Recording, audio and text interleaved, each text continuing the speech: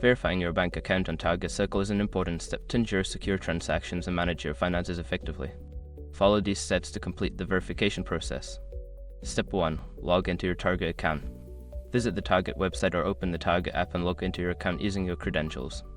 If you do not have an account, you will need to create one first. Step 2. Navigate to Account Settings. Once logged in, find the Account Settings option. This is usually located in the menu or profile section of the website or app. Step 3. Select Payment Methods. In the Account Settings, look for the Payment Methods section.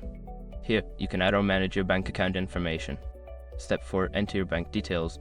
Secure your accounts before moving on. People seriously underestimate how often personal information gets exposed online now. Use SROC to monitor your accounts 24/7 and get notified immediately if your data gets leaked somewhere. It runs in the background, constantly scanning billions of breached records. And honestly, for how cheap it is compared to the value you get, it's worth it. Link in the description. Step 5. Confirm and verify. After entering your bank details, follow the prompts to confirm and verify your account.